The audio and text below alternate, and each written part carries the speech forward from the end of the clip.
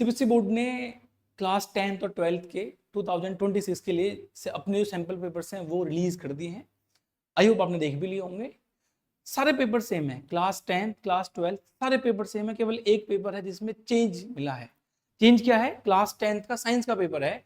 अब तक साइंस का पेपर जो होता था वो मिक्सिंग में आता था, मींस केमिस्ट्री फिजिक्स बायो तीनों के क्वेश्चन मिक्स होते थे। एमसीक्यू है तो उसमें मिक्सिंग है, शॉर्ट आंसर है उसमें मिक्सिंग है। लेकिन इस बार क्या करा है, बहुत बड़ा अपडेट है ये, आप देखेंगे कि यहाँ पे आपके पेपर को 3 सेक्शंस में डिवाइड करा गया है। सेक्शन ए सिर्फ बायोलॉजी का है, सेक्शन बी केमिस्ट्री है और सेक्शन सी फिजिक्स है।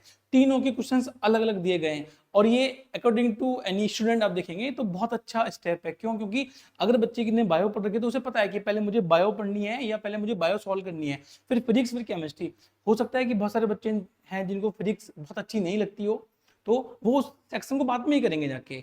बहुत सारे बच्चे ऐसे हो सकते हैं जिनको सपोज करो बायो बहुत अच्छे से आती है, उनको पहले बायो ही अटेम्प्ट करनी है तो उनको बायो के क्वेश्चन ढूंढने पड़ेंगे पेपर के अंदर। अब ऐसा नहीं करना पड़ेगा, आपको पूरे पेपर्स को 3 सेक्शंस में डिवाइड कर दिया गया है और तीनों सेक्शंस का किस तरीके से मार्क्स डिस्ट्रीब्यूशन है मैं आपको वो बता देता हूं कि तीनों का मार्क्स डिस्ट्रीब्यूशन कैसे करा गया है।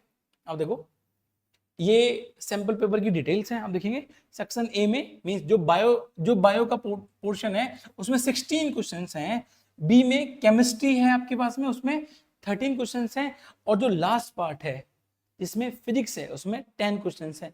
और मार्क्स का डिस्ट्रीब्यूशन ये आपके पास में 30 मार्क्स की है बायो, पहले भी उतनी की आती थी ऑलमोस्ट। ये 25 मार्क्स है और ये भी 25 मार्क्स, आप ऐड करेंगे तो 80 आ जाएगा, 80 मार्क्स। पहले भी ऑलमोस्ट जितने पेपर्स आते थे डिस्ट्रीब्यूशन ऑलमोस्ट सेम होता था, ये 1-2 मार्क्स एक्स्ट्रा हो सकता था, 1-2 मार्क्स कम हो सकते थे, यही आपका डिस्ट्रीब्यूशन होता था। लेकिन देखो इस बार जो चेंज करा गया है सेक्शंस वाइज क्या क्या डिस्ट्रीब्यूशन है, क्या क्या मार्क्स हैं या किस तरह के क्वेश्चन आपका इसमें। देखो बायोलॉजी, देखो यहाँ पे मैंने ये लिखे MCQ, assertion and reason, very short answer, case based study और लॉन्ग आंसर। आप देखो बायोलॉजी में 7 क्वेश्चंस हैं जो एमसीक्यू से हैं, जो जहां पे एमसीक्यू के फॉर्मेट में है। 2 क्वेश्चन हैं जो आपके पास में असेसन एंड रीजनिंग के क्वेश्चन हैं। देखो 7 मार्क्स यहाँ हो जाएंगे, 2 मार्क्स यहाँ हो जाएंगे। वेरी शॉर्ट बायोलॉजी से देखो 3 क्वेश्चन है, मीन 6 मार्क्स का हो जाएगा। यहाँ पे शॉर्ट आंसर क्वेश्चन यहाँ पे 3 मार्क्स का क्वेश्चन होता है जो कि 2 क्वेश्चन है तो 6 मार्क्स हो जाएगा।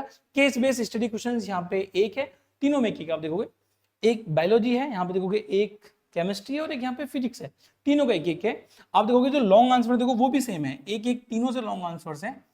तो ठीक है, देखो ये तो सबके लिए सेम है। चेंज कहां आ रहा है?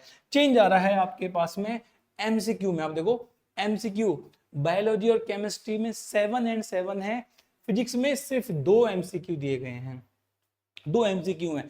एसेसन एंड रीजंस में आप देखोगे तो यहाँ पे 2 हैं, बायोलॉजी में 2 हैं, केमिस्ट्री में 1 है, फिजिक्स में 1 है। लेकिन फिजिक्स में जो ज्यादा है वो आपके पास में लॉन्ग आंसर क्वेश्चंस फिजिक्स में, सॉरी शॉर्ट आंसर क्वेश्चंस आपके पास में जो 3 मार्क्स में आता है वो 1 क्वेश्चन एक्स्ट्रा दिया गया है। तो ये डिस्ट्रीब्यूशन है और ये सीबीएसई के द्वारा बहुत अच्छा स्टेप है, क्योंकि बच्चों को बहुत हेल्पफुल होगा। हेल्पफुल क्यों होगा? क्योंकि ना बच्चों को भी ढूंढना पड़ता था। अगर सपोज करो आपने बायोलॉजी बहुत अच्छे से पढ़ी है तो आपको बायो के क्वेश्चन ढूंढने नहीं पड़ेंगे पेपर के अंदर। ठीक है, आई होप आपको ये समझ में आ गया होगा। तो आप पेपर को डाउनलोड करिए, जाके उसको देखिए, सॉल्व करिए, ये देखिए कि आप क्या क्या कर पा रहे हैं, क्या क्या नहीं कर पा रहे हैं। Thank you so much.